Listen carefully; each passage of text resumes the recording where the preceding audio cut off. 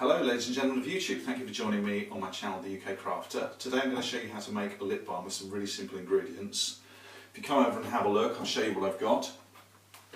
I've already prepared some of this in advance so you're not standing there watching me weigh it all out. But what you're going to need is a heat-proof bowl because we're actually going to be heating up our ingredients. So I've got here a nice glass, it's like a Pyrex type bowl. And in that I've put some beeswax, some cocoa butter, some shea butter, some sunflower oil, some rosehip oil. Now, when we make our lip balm, you can normally buy lip balms either in some kind of pot like this, or in a little jar, or you can get them in a like lipstick tube form. I'm going to be making the one that goes in a jar, so it's a little bit harder than you'd expect to get one in a tube. I'll put the recipe in the description below so that you can follow along this exact recipe. But also feel free to try your own thing, try and mess around with the combinations and see what comes out. That's part of the fun of making this type of thing. First ingredient that I've got in here is beeswax. Now you can buy beeswax in sort of different forms, but I've got here little white pellety organic beeswax. Ooh, dropping some on the floor. It makes it nice and easy to melt down because this stuff is actually quite hard at room temperature, and it's one of the things that makes your lip balm solid, which is obviously a good thing. Beeswax is a great product anyway. It's got really good properties to it, so that's not a bad thing to be putting on your lips. The cocoa butter in there as well is something that's very solid at room temperature. So the beeswax and the cocoa butter are making sure our lip balm, when it's in the jar, and I've got one here that I made earlier, which I don't know if you can see that properly, but it's completely solid in there. It will melt with the temperature of your finger just rubbing over it so that you can apply it to your lips, but it's nice and solid in the jar. Beeswax and cocoa butter are keeping that firm in there. And obviously cocoa butter is something that's really moisturising. The shea butter in there, now that is a softer butter. That is more like a butter, and I've got some in here, and we've used this before when we were making our body scrub, and if you know shea butter you'll know that it is very soft. If you hold it in your hand, it'll melt very, very quickly. But again, another really moisturising product for your lips. And then oil-wise, I've chosen sunflower and rosehip oil, but really you can put any oils in that you like. If you've got favourite oils, you can put them in there. Rosehip oil is obviously a really good one to use. But what I would recommend that you do is you try and get hold of deodorised if you get rosehip oil, because it has got a very strong smell. And even with the small amount that's in here, which is only half a teaspoon, it's 2.5 mils of rosehip oil, it can be very overpowering, and you'd really know that it was in there. So try and get the deodorised version if you can. This is a deodorised and organic one. I'll put the link below in the description to show you where I got it from.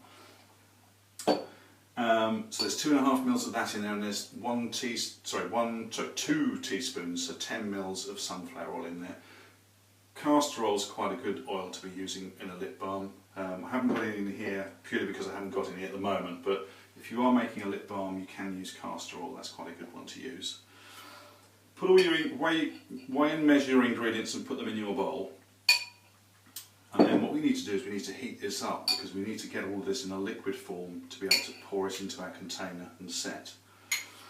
So we're not going to put this over a flame. What we're actually going to do is get a pan, put some boiling water in there, pop this bowl in and use the heat from the boiling water to melt our ingredients together. I'm going to boil a kettle. I'll see you in a minute. Hello and welcome back to my steamy kitchen. I've just boiled my kettle and I'm going to pour my water into my pan. Obviously make sure you don't splash it all over yourself. Now you want a fair bit in there because you want the heat to get all the way through the bowl. So once your water's in the pan, there's no heat under there, we're just going to get our bowl. You want a spoon or something to stir this with, and just gently lower the bowl into the pan. Now don't put too much water in there if it's a big pan, because you don't want your bowl to float around. That's actually now sitting on the bottom there. Actually it's moving a little bit, so I'll just hold on to that. And what's going to happen in here is that the heat from the water is going to go through the glass and then gently melt our solids in there. There were liquid oils in there that obviously it doesn't matter about those, but it's the shea butter, which is that blob there, Now cocoa butter, which is a lot harder here, and then all our little beeswax petals, which are beeswax pellets, sorry, which we want to melt down. Now, I'd expect the shea butter to melt first out of the three of them because it's the softest one there. Followed by the cocoa butter. It's quite hard, but that should go quite quickly. Generally speaking, from experience, you'll be stirring this for a while, and it actually is quite a good idea to agitate them in there just to help them melt down. But what you probably find is that your beeswax pellets will take the longest to melt. So just need to keep giving a little stir about and let that all melt down. I'm not going to make you stand here and watch me do this for the next sort of 3, 4 or 5 minutes. It can take a few minutes for those all to melt down. So again, I'm going to be doing this for a couple of minutes. I'll see you when they're melted. Right, at this stage you can see my shea butter is completely gone. I can still make out just some little bits of the cocoa butter in there. There's a bit there. It's a slightly larger shape, but I know that's cocoa butter. But my beeswax pellets are still pretty solid, so they're going to take a bit more time to melt down. They will go, they just need a bit of time just to melt down. You might have to tilt your bowl like I'm doing here, just to make sure that the heat's getting to them. Don't tilt it too much so water gets in, but just to make sure that the heat gets all around there and melts those down. So we're starting to get there now. You can see that my beeswax is almost completely melted in. Now, when this comes out, they've taken quite a while to melt, but they'll actually start setting very quickly. So before I take this out, I will warn you, when we take this bowl out of that water, those solids are going to start cooling down and they want to be solid again. So you need to move relatively quickly at this stage. Well, not at this stage. When we take the bowl out, we need to move relatively quickly at getting it into our mould or jar or whatever it is that we're going to be putting it into, because they will start setting. So make sure that whatever it is that you're putting them into is ready and prepared. I've got my lid off of my jar. And then also at this stage, if you wanted to add anything like essential oils, now you might want to do a peppermint lip balm or some kind of citrusy lip balm, or a flavour. You might get some strawberry or raspberry or watermelon or whatever it is that you want. This would be the time to put it in. Now, it's not too hot in there that it's going to burn the essential oil straight off.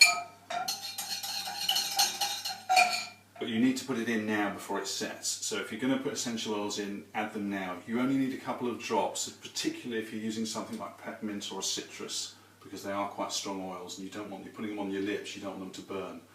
And this is only a 15ml container, so you don't need very many drops at all. You might want 1 or 2, maybe 3 or 4, but probably no more than about 5 drops of whatever it is that you're putting in. So once we're happy that that's all melted, we've got our container ready.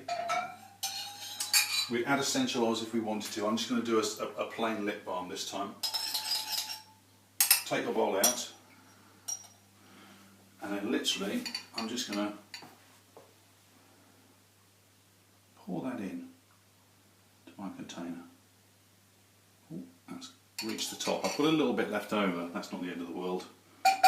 Not masses, but that's now in my container. Now, I don't want to, I've made that quite full, I don't want to pick that up yet and move it around. I'm going to let that set a little bit on the side first, and then once it's started to set, I'm actually going to pop that in the fridge. And I might leave that in there for about half an hour or so, just to set fully, and then when that comes out of the fridge, it'll be nice and solid, just like this one. I'll see you then. So, welcome back, here we are. We've taken our lip balm out of the fridge. It's been there about half an hour. And if we take the lid off, you'll see that it's nice and solid. And there we have our lip balm ready to use, either for yourself, or you can give that as a gift to a friend. You can obviously ramp up the amount of ingredients if you want to make more of these. In the description below, as I said earlier, I'll put the recipe that I've used for this. I'll also put links for where to get things like the deodorised rosehip oil, and where you can get these little pots as well. They're really cheap to buy and really good to use for lip balms. They're a great size to pop in a pocket or a handbag or a glove box, and make a nice little gift for friends. Join me next time when I'll be showing you how to make some really nice face masks, but until then, take care.